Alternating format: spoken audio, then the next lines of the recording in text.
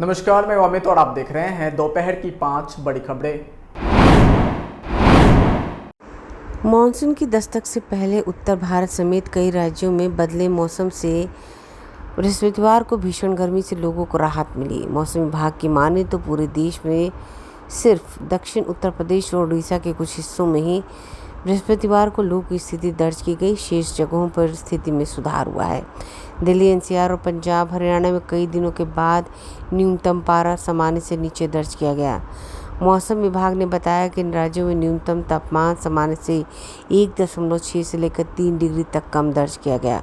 वहीं पंजाब, हरियाणा और दिल्ली, एनसीआर में अधिकतम तापमान सामान्य के करीब रहा। देश में सबसे अधिक तापमान बृहस्पतिवार को हरियाणा के सिरसा में 43.8 डिग्री सेल्सियस रिकॉर्ड किया गया। सियालदह रेल डिवीज़न ने TA 912 जारी करने पर रोक लगाने के अपने आदेश को बृहस्पतिवार को वापस लिया। रेल डिवीज़न ने कहा कि पत्र गलती से जारी किया गया था, इसलिए इसे वापस लिया गया। नए आदेश में कहा गया है कि प्रिंसिपल चीफ सेफ्टी ऑफिसर और प्रिंसिपल हेड ऑफ डिपार्टमेंट की बैठक में TA 912 जारी करने का निर्णय लिया गया है। साथ ही सख्त हिदायत दी गई है सभी संबंधित लोग आदेशों का सख्ती से पालन किए। इस आदेश के किसी भी उल्लंघन को गंभीरता से लिया जाएगा। TA 912 एक लिखित प्राधिपत्र होता है जिसे स्टेशन मास्टर ट्रेन चालक को सौंपता है। ऑटोमेटिक सिग्नल सिस्टम फेल होने पर चालक को लाल सिग्नल पर पार करने की अनुमति देता है। प्रधानमंत्री नरेंद्र मोदी ने आज कहा कि दुनिया योग की शक्ति को मानती है। विश्व योग को वैश्विक भलाई के लिए एक शक्तिशाली एजेंट के रूप में देखता है।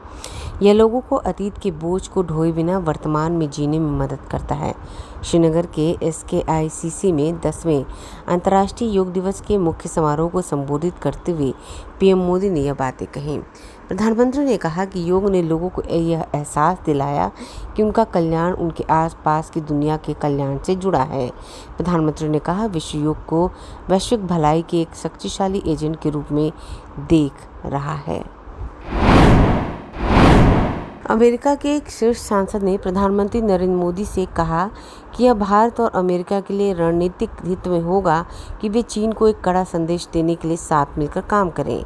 इसके साथ ही यह सुनिश्चित करें कि लोकतांत्रिक देश अगली पीढ़ी के हथियार और प्रौद्योगिकी दोनों के उत्पादन में अग्रणी बने रहें। सांसद माइकल मैककॉल ने कांग्रेस के द्विदलीय प्रतिनिधिमंडल के तहत नई दिल्ली में प्रधानमंत्री से मुलाकात के दौरान यह बातें कहीं। विदेश मामलों पर सदन की समिति के अध्यक्ष मैककॉल ने बताया, मैंने प्रधानमंत्री मोदी से कहा कि यह अमेरिका और भारत दोनों के रणनीतिक हित में है कि लोकतांत्रिक देशों को अगली पीढ़ी के हथियार और प्रौद्योगिकी दोनों के उत्पादन में अग्रणी बने रहने के लिए एक साथ साझेदारी करनी चाहिए। दिल्ली उत्पाद शुल्क नीति मनी लॉन्ड्रिंग मामले में दिल्ली के मुख्यमंत्री अरविंद केजरीवाल को जमानत देने के ट्रायल कोर्ट के आदेश के खिलाफ ED ने दिल्ली उच्च न्यायालय का रुख किया है। ED ने इस मामले को तत्काल सुनवाई की मांग की। ED की याचिका पर सुनवाई के लिए हाईकोर्ट सहमत हो गया है। ED का दावा है कि हमको अरविंद केजरीवाल की जमानत याचिका का विरोध करने का पूरा मौका नहीं दिया। क्या इसलिए निचली अदालत की जमानत के फैसले पर रोक लगाई जाए? अरविंद केजरीवाल के वकीलों ने ED के वकील को सलाह दी कि आपको अदालत के फैसले को सम्मान के साथ स्वीकार करना चाहिए। हाईकोर्ट की सुनवाई के बाद साफ होगा कि अरविंद केजरीवाल आज रिहा होंगे या नहीं।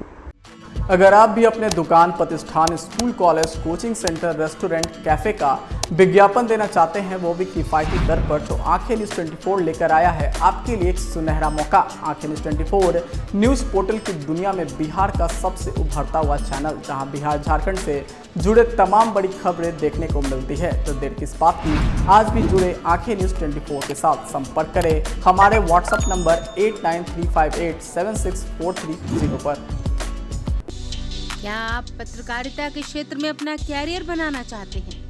तो आज ही Royal Ashoka Institute of Mass Communication and Journalism में अपनी जगह सुनिश्चित करें।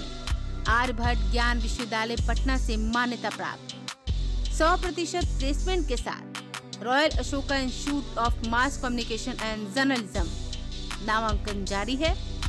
हमारा पता है DS/16 गायत्री मंदिर के समीप, कंकड़बाग, पटना 8,20,000। आप हमें संपर्क भी कर सकते हैं। हमारा मोबाइल नंबर है 9955456126।